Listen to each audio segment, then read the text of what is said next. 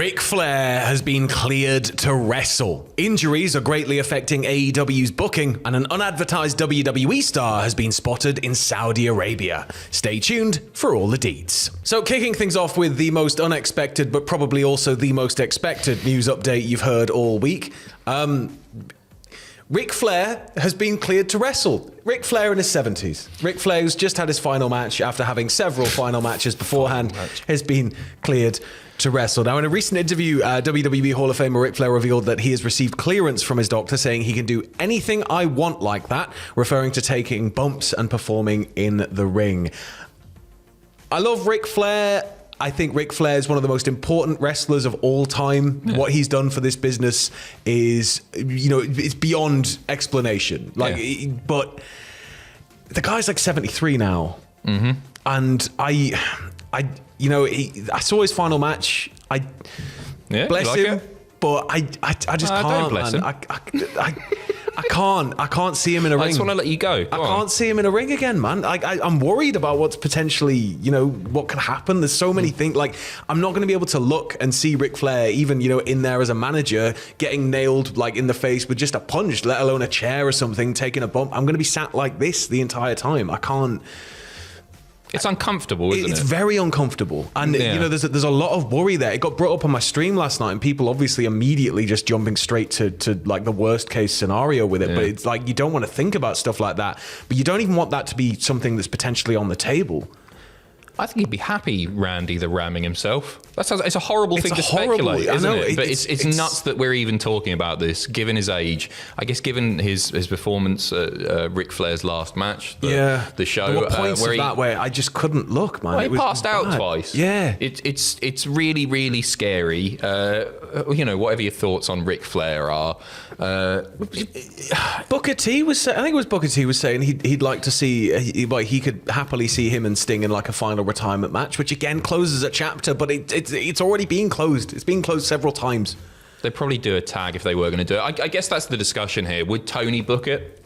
Hopefully not. I don't think he would actually. I genuinely don't think I think there's power in Flair as a manager. There's power in letting Flair run his mouth. But I think even then, getting into any situation where he may be getting assaulted by another heel or something, I can't even think about it. Tremendous heat if it happens. I understand why they would want to do it. I just think it's very difficult to be careful. And it's a multi-year deal as well. It is a multi-year deal, but it's not costing AEW a huge amount of money. Just in case you missed the reports on it, a lot of this money is coming from Ric Flair's energy drink brand, which I still think is, don't get me wrong, huge market, very competitive market, but huge market there.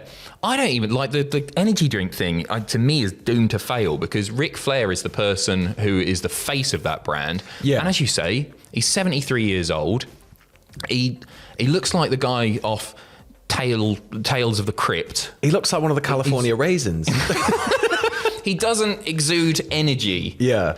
Or vitality, does he? For an energy drink, it's quite a youthful. The marketing is typically youthful. He can stand there and he can woo, and if you hear it, right, you can tell he's a bit old. If you hear it on a podcast advert, it's like, and you've not seen Ric Flair in 10 years, you might give it a look. But if his face is on the can, I don't know. And then at the same time, you've got Sting's energy drink that was supposed to be happening, which is in AEW Fight Forever. Now that's just being pushed to the wayside. Now that we've got the official energy drink partner, so you're going to have it in every single scene of it's going to be prominent. The money that's being thrown around here is going to be like the very old Snickers prominent. Logo, but ahead of the Royce entrance. Speaking of what Flair wants to do, so now that he's in AEW, Flair has told Mark Raimondi of ESPN that he wants to do a promo battle with MJF. He said, the one thing I want to do, I want to be a heel and have a conversation with MJF. A promo battle. Let's see what you got, kid. He's spot on. I don't think Tony Khan has to, thanks for clarifying that, has to worry about him leaving because he sounds like a very sincere and honest person. I think I've only met him one time. I look forward to that opportunity. He's a very talented guy. Now that's the type of stuff I'd happily see Flair doing. Yeah. Going back and forth with a younger talent in that manner, great. Getting nailed with a chair, no. Just no. You know what? 10, 15 years ago, I would have been more excited about that. I'm not going to sit here and take anything away from one of the greatest talkers of all time, Ric Flair. But at the same time, that's what I'm about to do, is because of his age. I see him in interviews and stuff, and it's different to a promo for sure, and I'm totally willing to be proven wrong on this. He's not as coherent as he once was, and you can't blame him for that. As you say, 73 years old, but he's not even the talker that he once was. But I'd love to be proven wrong on that because he's one of the GOATs there. Let's just get him in there. Get a new 4 horsemen together, right? No, seriously, we've got the 4 pillars. Get a new 4 horsemen on the go. New in front of an old stable always works. We've seen that time and time again. New rockers.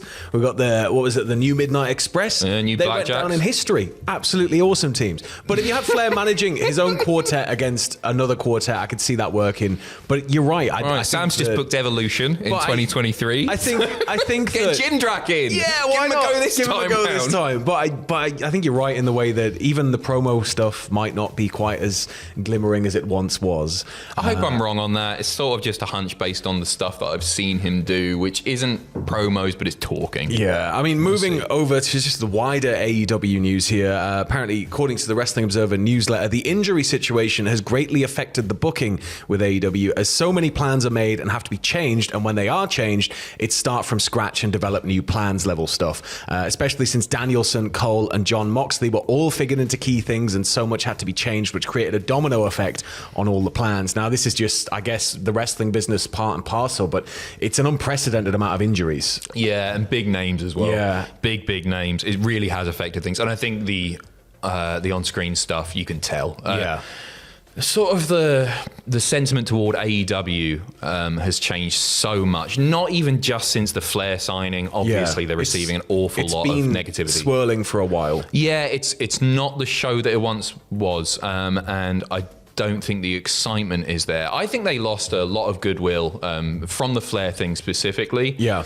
Largely because of Tony's comments about Vince McMahon. He's been very open about the allegations towards Vince McMahon, and then you go and sign Ric Flair. Which I'm not saying it's a nail in the coffin or anything like that, and I think they'll come back from it. But right now, is it a great time to be an AEW fan? Maybe not. It is a double standard. It's complete hypocrisy. Yeah, it's gross. They need to figure a way out of this, and they need to figure a way to get as much injured talent safely back on TV without having to compete as possible. Well, they are doing that. You do see the Adam Cole stuff in a manner in which it's must see. This is the problem. We need to be booking long-term stuff, but you can't when so many people are injured, right? Yeah. So it's this catch-22. Fingers crossed they'll find a way out of it, but it's not looking great right now. A couple of big temporary losses for them there. Those are 3 massive names. Well, going to the other side of the fence now, and halfway around the world on top of it, posting from an Instagram account on a media appearance at Saudi Arabia, Grayson Waller has confirmed that he is in fact in the country ahead of WWE Crown Jewel 2023.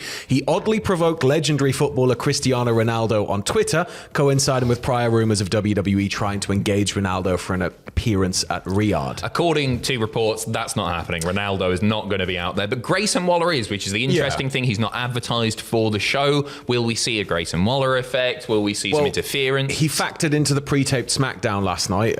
He was providing commentary as Kevin Owens was defeating the absolute crap out of Austin Theory. So I think we may see something in and around that pairing, but at the same time, it's not surprising Ronaldo won't be there. After the boxing the other night, it felt like I saw Ronaldo finding his seat for about 4 hours while somebody shoved a camera in his face and then 6 more cameras in his face. No, it's not. It was like every celebrity. It was ridiculous. But like he was like... He's 73 years old, sir.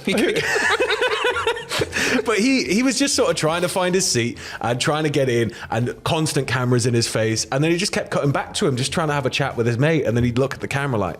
So it's no wonder he doesn't want to be back out in a stadium. No, fair play. Fair play. I think you know what, massive marketing tool. It could quite possibly happen. And if you had to put money on it, the sensible money would probably be it happening in Saudi Arabia because of the financial side of it. But he apparently won't be there tonight. Well, finishing off with some interesting news from just outside the WWE sphere now, from the Wrestling Observer newsletter. Now, this one concerns Matt Riddle, who obviously left the company recently, but Riddle and his reps have spoke directly to Jake Paul regarding a boxing match. Now, Paul expressed no interest in facing Riddle under MMA rules, where Riddle would have the clear experience edge, even though he's not trained or been active for a few years now. Riddle was willing to do a boxing match, apparently, and at this point, it's apparently up to Paul's side, which obviously it always would be, since he's the A side of the whole deal. Meltzer says, I don't expect anything to come from this. Riddle's non-compete clauses with Dolph Ziggler and Mustafa Ali, among others, expires in December. Riddle versus RVD has also been announced for a show on the 9th of March in Chillicothe, Ohio, promoted by Bobby Fulton. Well done on the pronunciation. If you got that right there. I probably haven't, but I've never heard of that place before. I'm excited for the Riddle versus RVD thing. Yeah.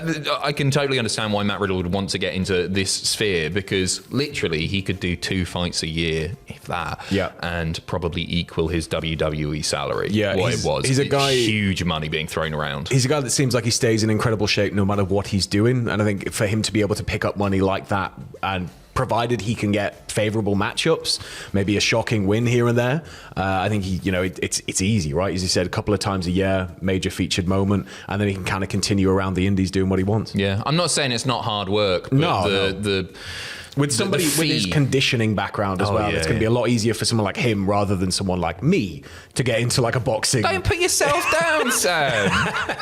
I've got Jake Paul's number. Let's sort it out. Yeah, we'll sort that out. I can fight him like Taipei ECW style with glass, right? That's my only advantage. That's my only advantage. It wouldn't surprise me at all. And you know what? It would introduce Riddle, who's still a fairly young guy, to a new generation, the new generation, I guess, of boxing fans, this weird new generation. It does nothing for me, but I think keeping a foot in some sort of sphere like boxing as well will always lead to maybe an easier route back to MMA if he ever did choose to compete again. So he'll have done everything. If he ends up doing that, he'll have done like practically everything, won't he? In the sort of get him in sumo fighting next. And fake fighting. NHK. Yeah, sumo's the one. See Riddle in Sumo's sumo. the one. Well, that's it for your second dose of lovely bumper weekend wrestling news. Make sure to keep it here with us tonight. Adam and Andrew are going to be live at youtube.com/cultaholic/live. The link's right there in front of you. You can see it. Put it in. You can go wait in the chat room now. For what? What are you doing? We're doing Crown Jewel reactions with 100% of the proceeds going to charity. Human Rights Watch. Please do give generously if you are able to do so. So tune in. When does it start? 4 p.m. We're on GMT now, aren't we? GMT now. 4 p.m. GMT. We may be back later if any more major news breaks, but if not, we'll catch you in a bit. Oh, Ric Flair's got his match. First match in that.